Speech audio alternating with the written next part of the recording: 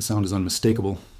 A deep, guttural roar that shakes the ground and sends shivers down the spine of anyone who hears it. For American troops pinned down under enemy fire, it's the most beautiful sound in the world. For those on the receiving end, it's the last thing they'll ever hear. This is the story of the A-10 Thunderbolt II, better known as the Warthog, a plane so ugly it's beautiful, so old it should be retired, and so effective that every attempt to kill it has failed.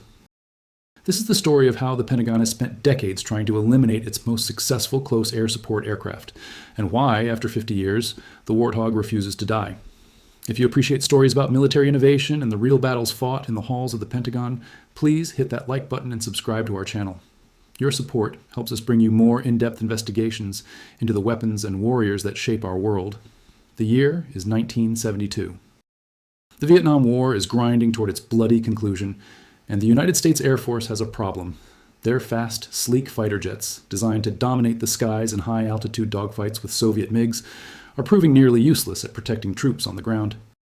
The F-4 Phantom, the pride of the Air Force, screams over the jungle canopy at 500 miles per hour, too fast to accurately identify targets, too delicate to survive ground fire, and too expensive to risk in low-altitude combat. American soldiers are dying because the Air Force doesn't have a plane designed for the messy, dangerous work of close air support. Enter Fairchild Republic, a struggling aircraft manufacturer in Farmingdale, New York. The company's engineers have a radical idea. Instead of building another supersonic jet designed to look good in air shows and win contracts with sleek lines and impressive speed, they'll build something utterly different. They'll design a plane around a gun, specifically the GAU-8 Avenger, a 30mm rotary cannon so powerful that when it fires, it actually slows the aircraft down. The gun is 11 feet long, weighs over 4,000 pounds, and fires depleted uranium rounds the size of soda bottles at a rate of 65 per second. It can shred a tank from over a mile away. The engineers at Fairchild don't try to make their plane beautiful. They make it survivable. They place the engines high on the fuselage, protected from ground fire and positioned so that one engine can fail completely and the plane will still fly.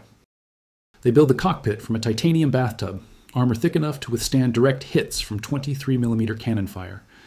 They design the flight control systems with triple redundancy, so the plane can lose hydraulics, electrical systems, even parts of its wings and tail, and still make it home.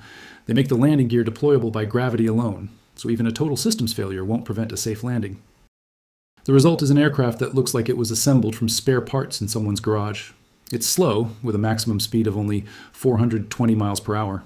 It's ungainly, with straight wings that make it look more like a World War II bomber than a modern jet. It's loud, earning its nickname from the distinctive growl of its engines. But when the first prototype takes to the skies in May of 1972, something remarkable becomes clear. This ugly, ungainly beast is exactly what the troops on the ground need. The A-10 enters service in 1977, and almost immediately, the Air Force begins trying to get rid of it. The problem isn't performance. The problem is culture. The Air Force is run by fighter pilots, men who cut their teeth in dogfights over Korea and Vietnam, men who worship speed and altitude and aerial combat. To them, the A-10 represents everything wrong with modern military thinking. It's slow when jets should be fast. It's designed to fly low when doctrine says to own the high ground. It's built to support ground troops, a mission that fighter jocks consider beneath them, a job for helicopters and attack aircraft, not for real Air Force pilots. But the A-10 has champions, and they're not in the Air Force hierarchy. They're in the trenches, in the forward operating bases, in the units that actually fight wars rather than plan them. These soldiers and Marines know what it's like to call for air support and watch helplessly as F-16s scream overhead, dropping bombs from 20,000 feet, hitting targets hundreds of yards from friendly positions, because that's as close as they can safely come. They know the difference between precision from altitude and precision from a pilot who can see the battlefield, who can identify friend from foe, who can put rounds exactly where they're needed. Throughout the 1980s, the debate rages. The Air Force proposes replacing the A-10 with F-16s modified for ground attack. Studies are commissioned, reports are written, millions are spent on analysis. And then, in August of 1990, Saddam Hussein invades Kuwait, and the debate becomes academic. The world is about to see what the Warthog can really do. Desert Storm begins on January 17, 1991. The air campaign is dominated by talk of smart bombs and stealth fighters, of F-117 Nighthawks slipping through Iraqi air defenses and cruise missiles hitting targets with surgical precision. But when coalition ground forces roll into Kuwait on February 24th, it's the A-10s that clear the way. Flying low and slow over the desert, Warthog pilots hunt Iraqi tanks, armored personnel carriers, and artillery positions. They fly through sandstorms that ground faster jets. They absorb hits from anti-aircraft fire that would down more delicate aircraft. They loiter over battlefields for hours, providing continuous cover for advancing troops. The statistics are staggering. In 43 days of combat, 144 A-10s fly over 8,000 sorties. They destroy more than 900 Iraqi tanks, over 2,000 military vehicles, 1,200 artillery pieces, and 2 air defense sites. They do this while suffering only 5 losses to enemy fire, a remarkable achievement given that they operate in the most dangerous airspace of the war, flying low and slow through a gauntlet of anti-aircraft guns and surface-to-air missiles. One incident captures the aircraft's legendary toughness. On February 15th, Captain Kim Campbell is flying a mission over Baghdad when her A-10 is hit by Iraqi anti-aircraft fire. The blast severs the hydraulic lines that control the aircraft's flight surfaces. In any other plane, this would be fatal. The pilot would eject, and the aircraft would crash. But the A-10 has a manual reversion mode, a backup system that allows the pilot to control the plane using cables and pulleys, like something from the early days of aviation. Campbell switches to manual mode and flies her crippled aircraft 300 miles back to base, landing safely despite having lost all hydraulic power. The incident becomes legendary in military aviation circles, proof positive of the Warthog's incredible durability. You would think Desert Storm would settle the debate. The A-10 had proven itself in combat, demonstrating capabilities that no other aircraft could match. But you would be wrong. Within months of the war's end, the Air Force is again proposing to retire the Warthog. The Soviet Union has collapsed. The Cold War is over. America doesn't need a plane designed to stop Soviet tank columns from rolling through the Fulda Gap. The future of warfare, Air Force planners insist, is precision strikes from high altitude, surgical operations conducted with smart bombs and standoff weapons. Close air support is a relic of a bygone era. The proposal gains traction in Washington. Defense budgets are shrinking. The peace dividend demands cuts. The A-10 fleet is aging, requiring expensive maintenance. On paper, the case for retirement makes sense. But then something happens that Pentagon planners never anticipated. The nature of warfare changes, and it changes in ways that make the A-10 more valuable, not less. The 1990s bring a new type of conflict. American forces deploy to Somalia, to Haiti, to Bosnia, to Kosovo. These aren't conventional wars against organized armies.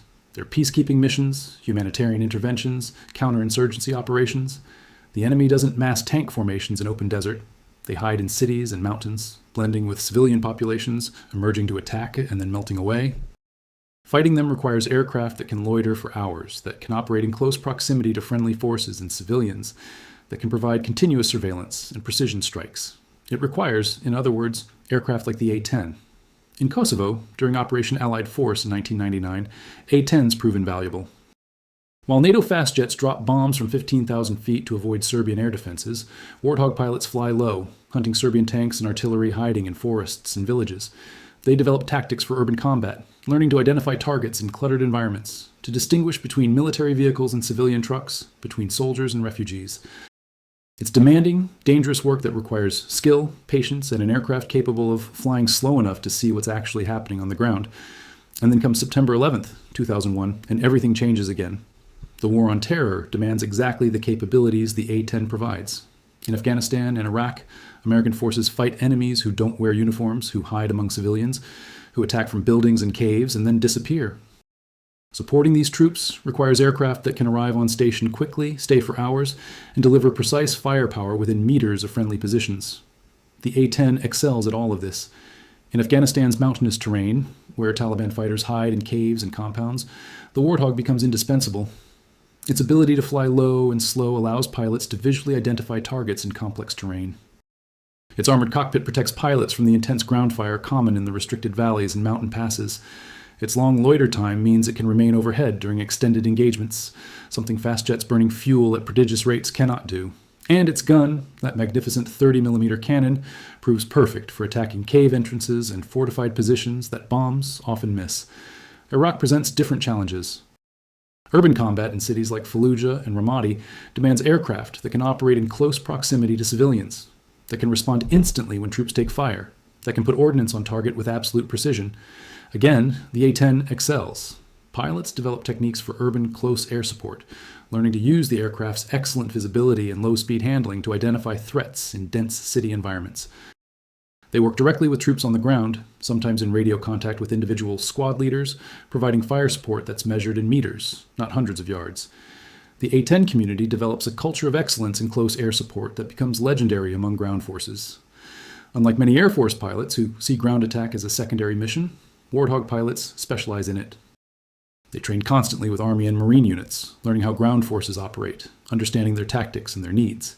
They develop an almost telepathic relationship with forward air controllers, the troops on the ground who direct airstrikes. When soldiers call for close air support, they specifically request A-10s, knowing that Warthog pilots understand their situation in ways that other aircrews don't. But even as the A-10 proves itself invaluable in combat, the Air Force continues its efforts to retire the aircraft. The arguments shift, but the goal remains constant. Initially, the service proposes replacing Warthogs with F-16s. When that proves unpopular, they suggest the F-35 Joint Strike Fighter can handle close air support. The F-35, still in development and years behind schedule, is supposed to be a do-everything aircraft, capable of air-to-air combat, ground attack, reconnaissance, and electronic warfare. Close air support, Air Force leaders insist, will be just one of its many missions. Ground commanders are skeptical, and with good reason. The F-35 is fast, designed to cruise at supersonic speeds. It's stealthy, which requires smooth surfaces and internal weapons bays that limit its payload. It's expensive, with a per-unit cost exceeding $80 million, making it far too valuable to risk in the low-altitude environment where close air support happens. And it lacks the A-10's survivability, its triple redundant systems, its titanium bathtub, its ability to absorb damage and keep flying. The F-35 is an impressive aircraft, but it's not a Warthog, and no amount of advanced technology can change the fundamental physics of close air support. The debate reaches crisis point in 2013 when the Air Force, facing budget cuts from sequestration, proposes retiring the entire A-10 fleet to save money. The move makes financial sense on paper. The A-10 is old, with airframes dating to the 1970s and early 80s. Maintaining them is expensive. Retiring them would save approximately $4 billion over 5 years. But the proposal ignites a firestorm of opposition. Combat veterans flood Congress with testimony about times the A-10 saved their lives. They describe situations where only the Warthog's unique capabilities made survival possible, missions where F-16s or F-15Es couldn't provide the same level of support. Medal of Honor recipients, retired generals, and active duty combat commanders all speak out against the retirement plan. The message is consistent and impossible to ignore. The A-10 does things no other aircraft can do, and until there is a genuine replacement, getting rid of it will cost American lives. Congress intervenes, blocking the Air Force's retirement plan. The legislators impose a requirement. The Air Force cannot retire A-10s until a suitable replacement is operational and proven in combat. It's an unprecedented restriction, Congress essentially telling the Air Force which aircraft it must operate. But the intervention reflects a deeper truth. The Air Force's institutional bias against close air support has become so pronounced that civilian oversight is necessary to protect a capability that ground forces desperately need. The conflict between Air Force leadership and ground commanders reflects a fundamental disconnect in how different parts of the military view warfare. Fighter pilots, who dominate Air Force leadership, see warfare as a contest for control of the air. They prepare for the next great power conflict, the war against China or Russia, where air superiority will be contested by advanced fighters and surface-to-air missiles. In that vision of warfare, the A-10 is obsolete, too slow and vulnerable to survive against modern air defenses. But ground commanders see warfare differently. They fight wars as they actually happen, not as planners imagine they might happen. And the wars America actually fights, from Somalia to Afghanistan to Iraq to Syria, all require close air support. They require aircraft that can work with troops in contact, that can tell friend from foe in complex environments, that can deliver precision fires in close proximity to civilians.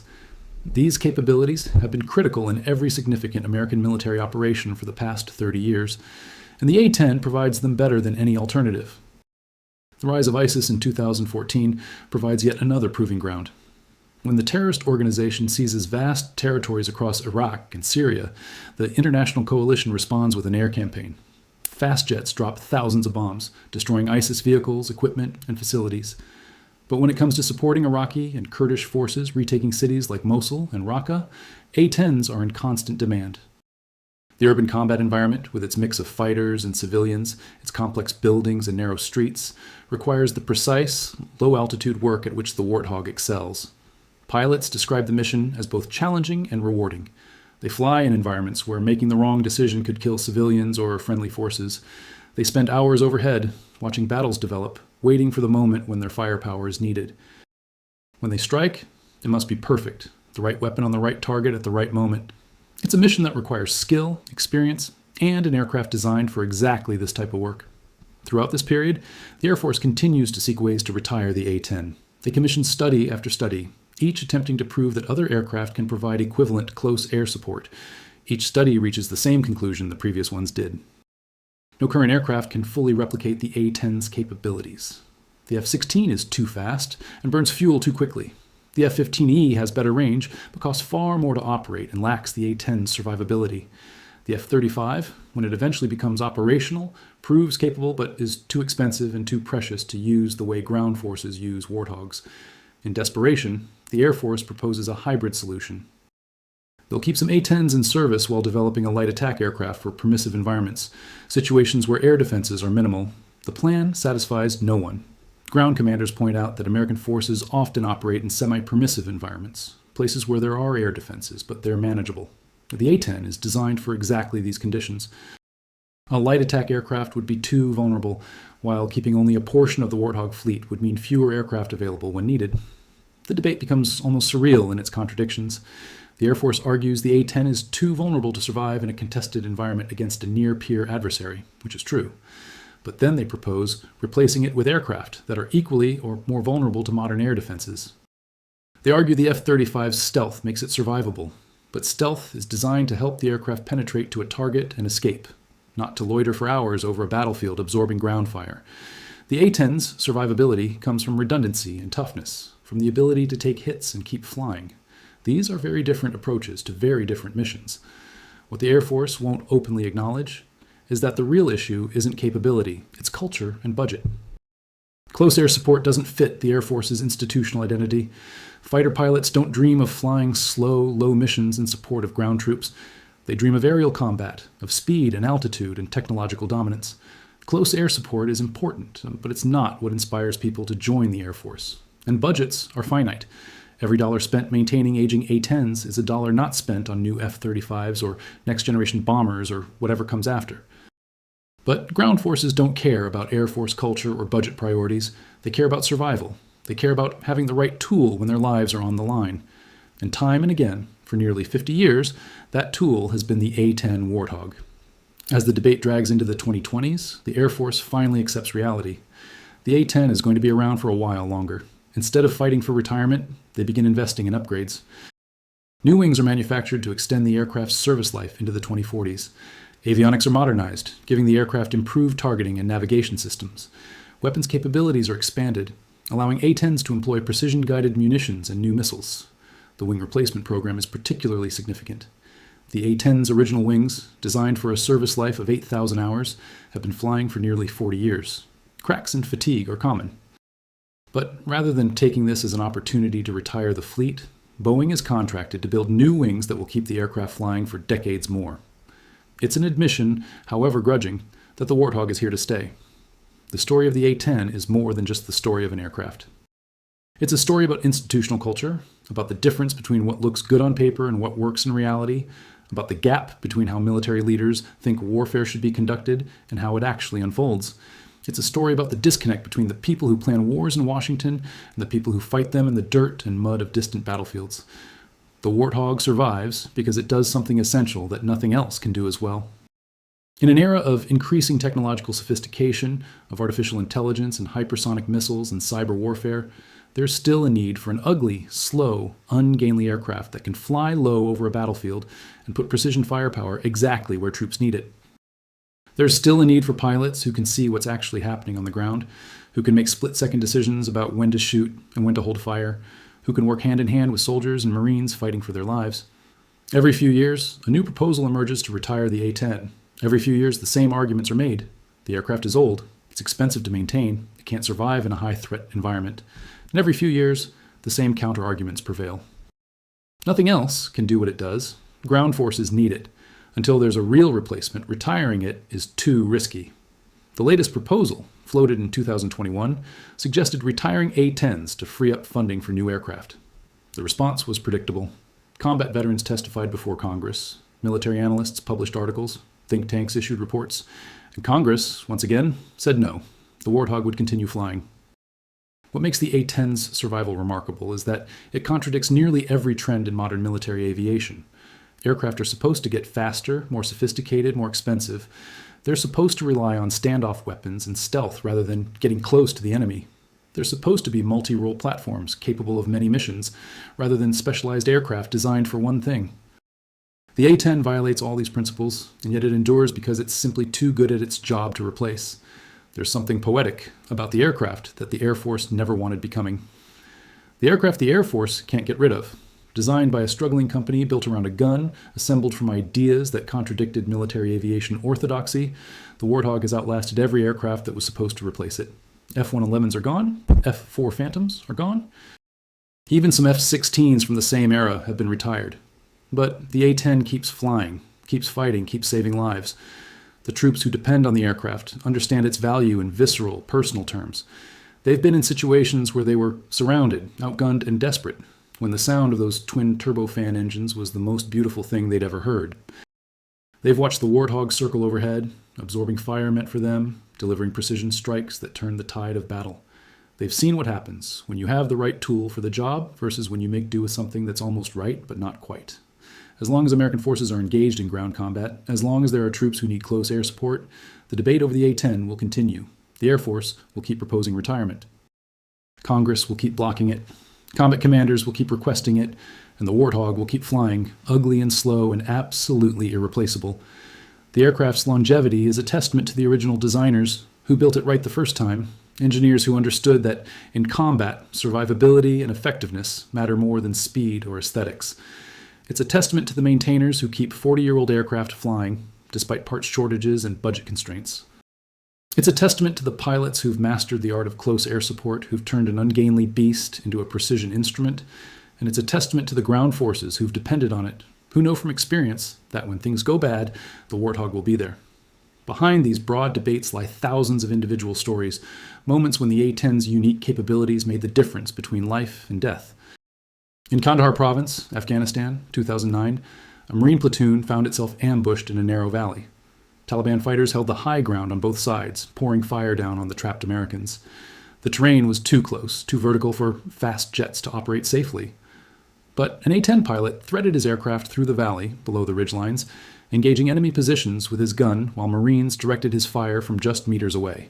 The precision required was extraordinary. Too far left and he'd hit the Marines. Too far right and he'd missed the Taliban fighters. But the pilot, trained in exactly this type of close air support, put rounds exactly where they needed to go. The Marines escaped without a single casualty. In Mosul, Iraq, 2016, an Iraqi army unit was pinned down in a destroyed city block. ISIS fighters occupied buildings on all sides, and civilian families were trapped in basements throughout the area. An F-16 could have leveled the entire block, but that would have killed dozens of innocents. Instead, A-10 pilots spent hours overhead, identifying which buildings held fighters and which held civilians. They used their gun to engage specific windows and doorways, precision that's impossible from high altitude.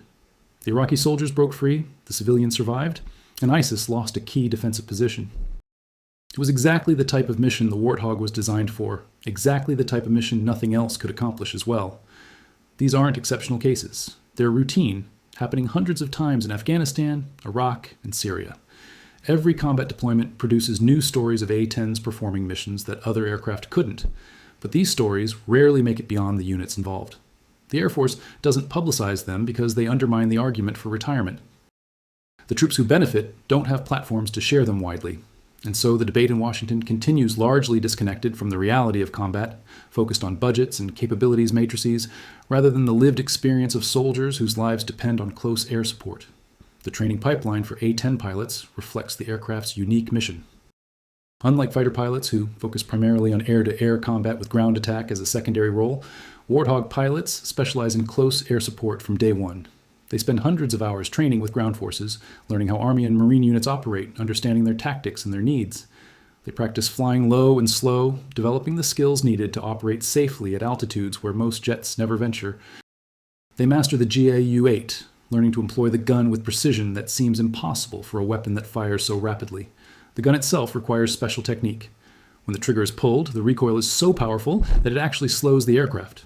Pilots must compensate, adding power before firing and adjusting their aim to account for the deceleration.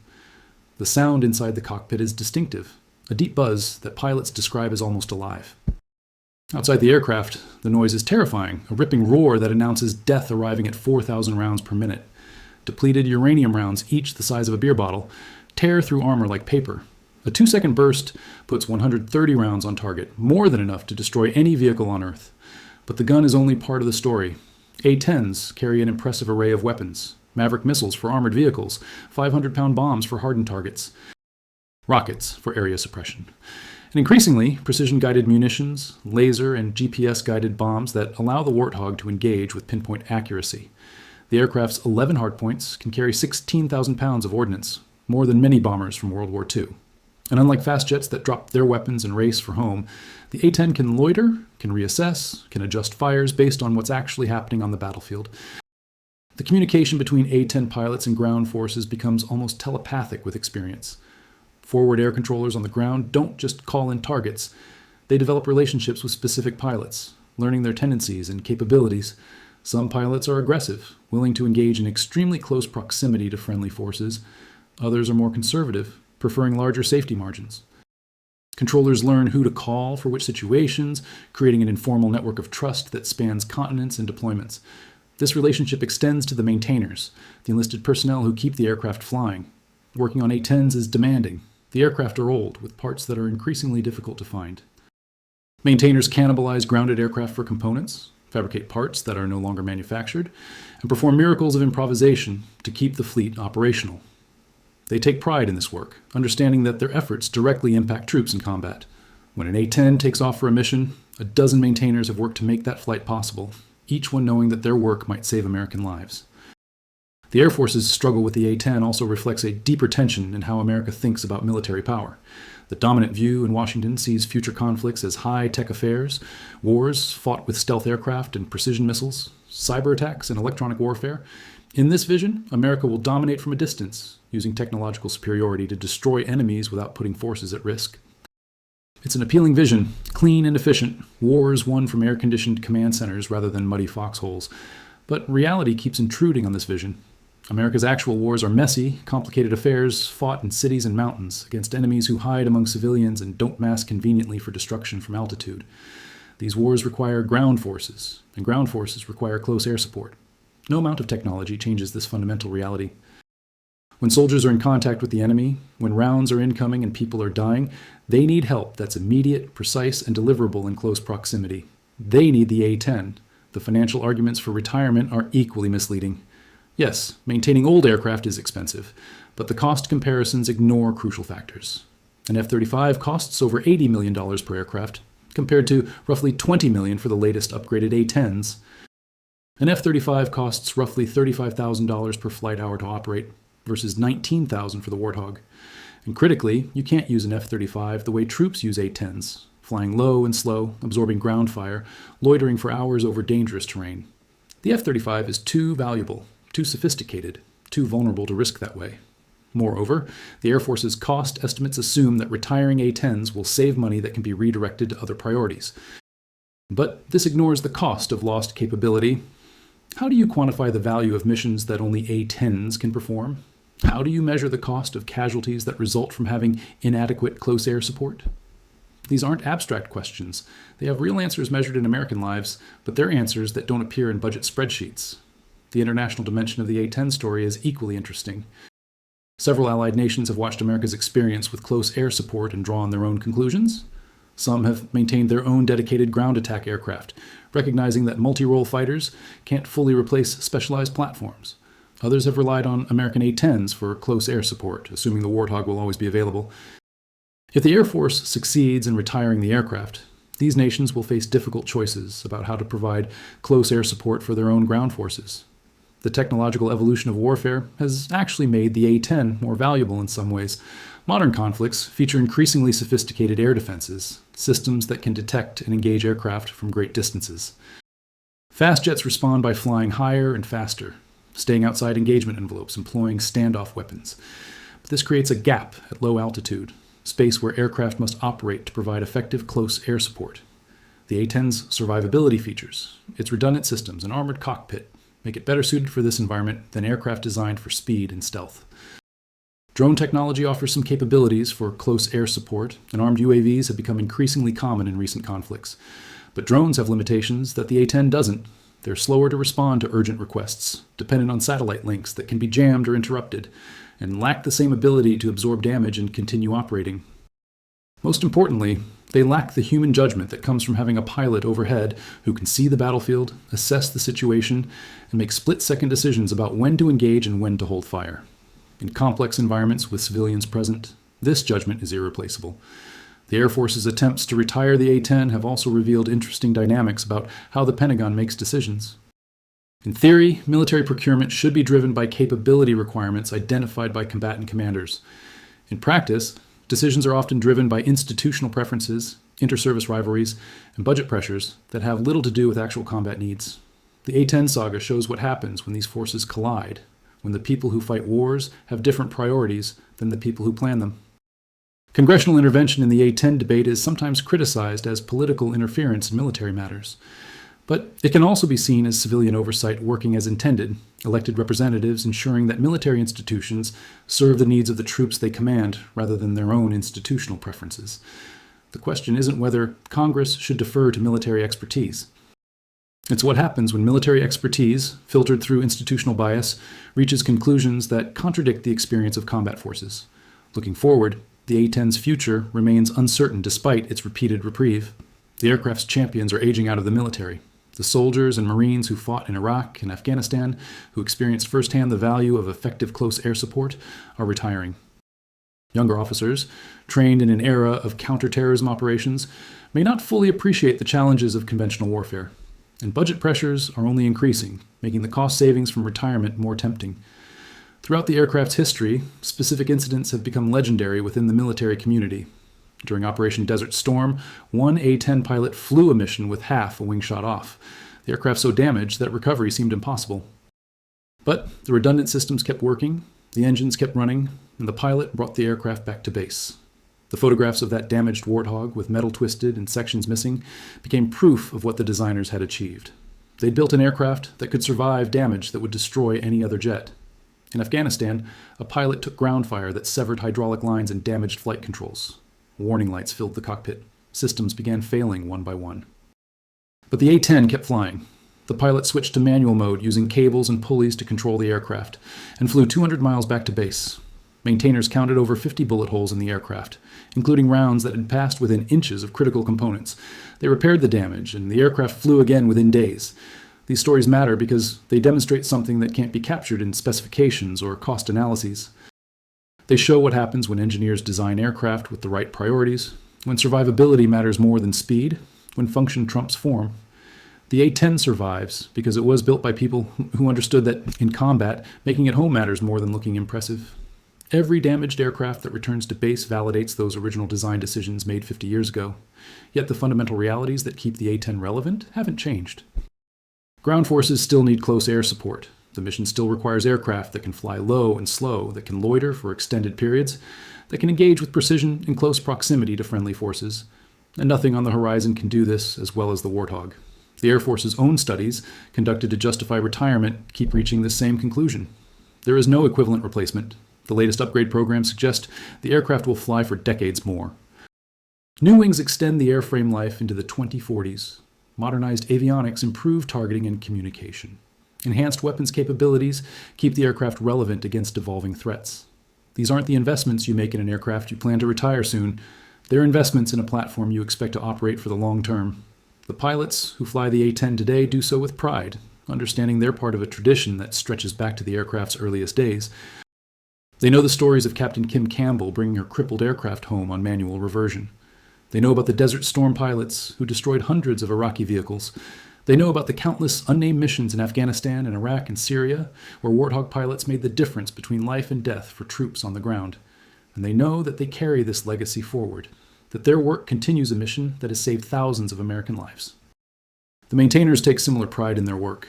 They understand that their efforts keep alive an aircraft the Air Force tried to kill, that every time they return a Warthog to flight status, they're preserving a capability that can't be replicated. Some have worked on A-10s for their entire careers, becoming specialists in keeping old aircraft flying, despite parts shortages and budget constraints. They pass their knowledge to younger maintainers, ensuring that the expertise needed to sustain the fleet doesn't disappear. The ground forces who depend on A-10s are perhaps the most passionate advocates. They've been in situations where close air support meant survival, where the difference between success and catastrophic failure was measured in minutes and meters.